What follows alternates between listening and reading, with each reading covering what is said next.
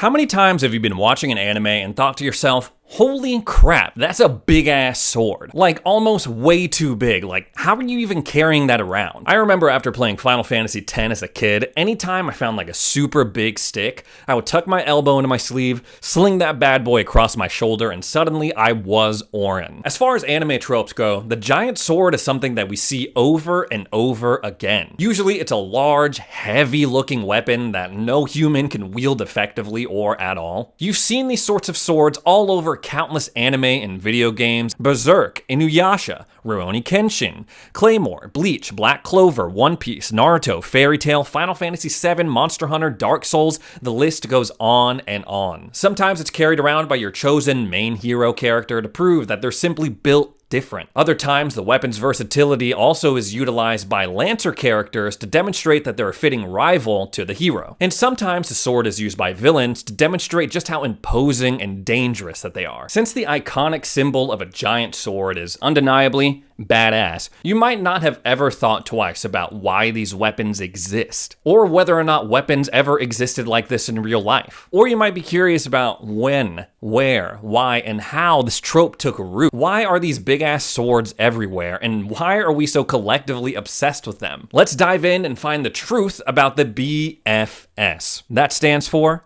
Big Sword. Going back in history, we see plenty of examples of big effing swords. In the Scottish Highlands, they had the Claymore, translating roughly to great sword or big sword. Although they varied in length depending on the exact period in history they were used, they were meant to be wielded as a two-handed weapon. Here we can see clear parallels between the Claymore and the anime Claymore, a show where the demon hunting main characters are recognized by their unbreakable swords as big as they are. Over in Germany, they had the Zweihander, which translates roughly to two-hander, and these swords could be over 4 feet in length and weigh anywhere from 4.5 to 9 pounds. To effectively use a Zweihander, you absolutely needed 2 hands. You'll find the sword in multiple Dark Souls games, and more recently, Elden Ring. The Flammenschwert, while not always the length of a Zweihander, was similar to the previous weapon, with the addition of the blade being forged into a wavy pattern, meant to emulate undulating flames. The pattern was meant to disrupt enemy parries as well as disperse impact force from strikes so that the blade might be less likely to break. You sort of see versions of this sword in Dark Souls games once again, and in Monster Hunter Rise. The Kriegmesser, which translates to war knife, isn't as large as many of the other notable swords on this list. However,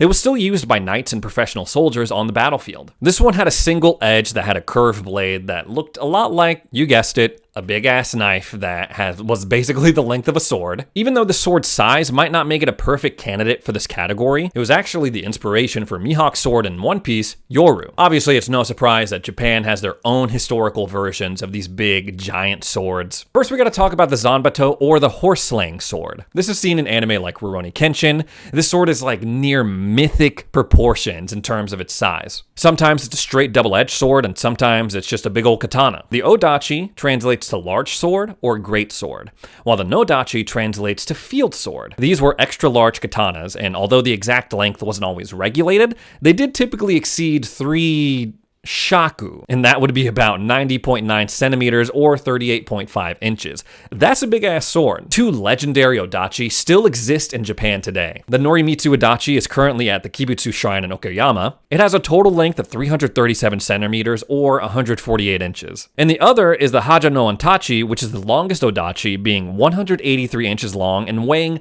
165 pounds. Its name translates to Great Evil Crushing Blade. Badass. But can we say that these historical swords had a direct impact on anime? Did anime take influences from these historical swords that we were just talking about? Or was it something older, something mythological, that first inspired the idea? Was there ever a definitive first person to wield a big effing sword? To get back to anime, we first have to dive into some ancient stories. You know, the things that people kept themselves entertained with before they can just binge an entire series in a weekend. Was there anyone from these old myths that would be considered the first wielder of the BFS? In the oldest myth known to man, the Epic of Gilgamesh, the protagonist Gilgamesh and his friend both get swords, or more literally, daggers, which are 10 times 60 pounds each. Now, let's do the math here. You're handed a dagger that is 60 pounds.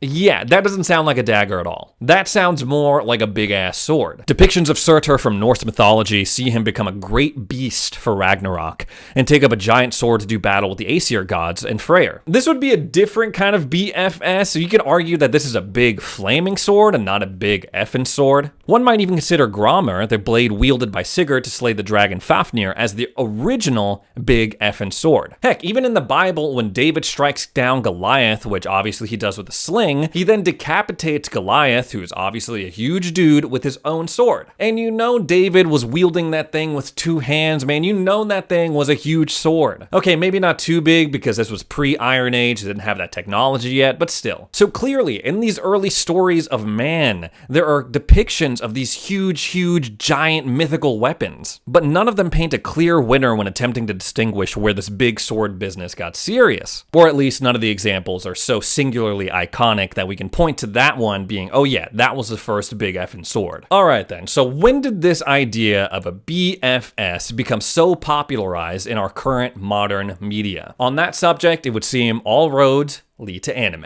Where exactly the BFS trope took hold in anime has more to do with manga, specifically Berserk's creator, Kentaro Miura. Miura took direct inspiration from many sources, one of which he cites as the manga Pygmalion. Pygmalion is a manga later adapted into an anime about a young prince named Kurt, who was searching for a way to restore his goddess mother after she was petrified to stone. It was published from March 4th, 1978, and ran through September 20th, 1990. Kurt's magic sword comes from a blacksmith who admits that he went a little too far when trying to make the perfect sword, and ended up being too big to use. Kurt, however, uses his super strength to lift the sword and take it on his journey.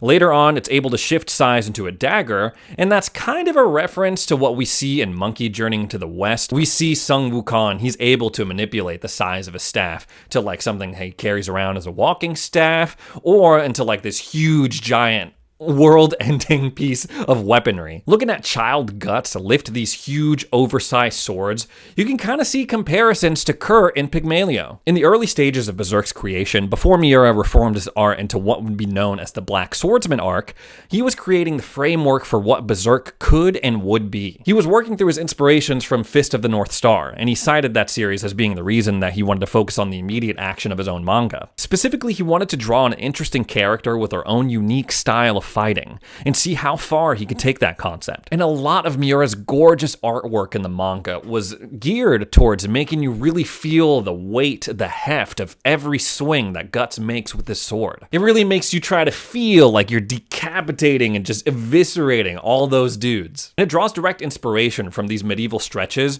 where they would actually use these big swords on the battlefield. Once the anime version of Berserk came out in 1997 and the iconic clang sound effect was added, it kind of created some confusion onto like, did this trope exist before Berserk? What was going on? Like, it became so iconic that everyone just associates big swords with it. But at the end of the day, Miura created the giant sword for Guts for one reason only. He followed the rule of cool, the principle that anything is acceptable to do, use, wear, etc., as long as it's cool. So what is the truth about big swords in anime? Turns out we've been fascinated by them for a long time, not just in anime, but in freaking stories as old as man itself. Humans tried to create their own real-life huge swords, but they became so impractical that they were phased into ceremonial use and made legendary in the process. But it was Kentaro Miura who capitalized on the notion and transformed it into a visual medium which inspired countless others to include the same trope.